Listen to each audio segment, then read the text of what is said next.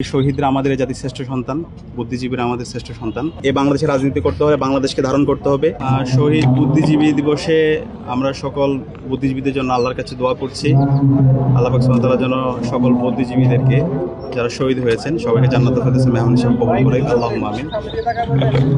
বুদ্ধিজীবীরা আমাদেরকে সবসময় রাস্তা দেখিয়েছে। মহান মুক্তিযুদ্ধে বুদ্ধিজীবীরা যেভাবে সবাইকে রাস্তা দেখিয়েছে তার উপর ভিত্তি করেই বাংলাদেশের মুক্তিকামী ছাত্র জনতা রাজপথে নেমেছিল এবং সর্বশেষ পাকিস্তানি হানাদার বাহিনী আমাদের বুদ্ধিজীবীদেরকে শহীদ করে আমাদের এই আজাদিকে থামিয়ে দিতে চেয়েছিল, কিন্তু এই আজাদি থামেনি।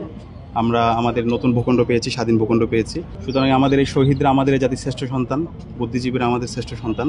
আমাদের স্বাধীন বাংলাদেশে প্রত্যাশা ছিল আমাদের বুদ্ধিজীবীরা যেভাবে আমাদের আজাদির স্বপ্ন দেখতো, নতুন বাংলাদেশের স্বপ্ন দেখতো, ইনসাফের স্বপ্ন দেখতো, স্বাধীন বাংলাদেশে ঠিক সেভাবে যারা বুদ্ধিজীবী হবে তারা সেই লিগাসি মেনটেন করবে। কিন্তু আমরা দেখতে পেয়েছি পরবর্তীতে কিছু বুদ্ধিজীবী তারা ফেসিবাদের পারপাস সার্ভ করেছে। গত 16 বছরে যদি আমরা দেখি, খুনি হাসিনাকে গুম, খুন, আয়নাগর প্রকল্পকে সহযোগিতা করেছিল বুদ্ধিজীবী নামের কিছু তারা যারা ফেসিবাদের পারপাস সার্ভ করেছে। তো আমরা আশা রাখবে, আমাদের আশা থাকবে বুদ্ধিজীবীরা সবসময় দেশের মাটি ও মানুষকে ধারণ করবে, দেশের স্বাধীনতা, সার্বভৌমত্ব, অখণ্ডতাকে ধারণ করবে এবং দেশের জন্য, ইনসাফের জন্য সবসময় কথা বলবে।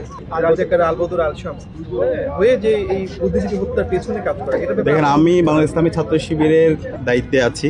দেশের স্বাধীনতা, সার্বভৌমত্ব, অখণ্ডতার জন্য আমরা সবসময় আপসহীন। আমাদের এই দেশের যারা মুক্তিযোদ্ধারা আছে, আমাদের যারা শহীদরা আছে, তারা হচ্ছে জাতির শ্রেষ্ঠ সন্তান। মহান মুক্তিযুদ্ধের মাধ্যমে আমরা স্বাধীন ভূখণ্ড পেয়েছি এবং এই 24-এর মাধ্যমে আমরা দিল্লির আজাদি থেকে আমরা মুক্তি পেয়েছি। সুতরাং এই বাংলাদেশের রাজনীতি করতে হলে বাংলাদেশকে ধারণ করতে হবে। বাংলাদেশপন্থী যারা আছে তারা এই বাংলাদেশের রাজনীতি করবে এবং এই স্বাধীন বাংলাদেশে আমরা সবাইকে নিয়ে একসাথে, বাংলাদেশপন্থী আমরা যারা আছি সবাই একসাথে আমরা স্বাধীন বাংলাদেশ বিনির্মাণ করব।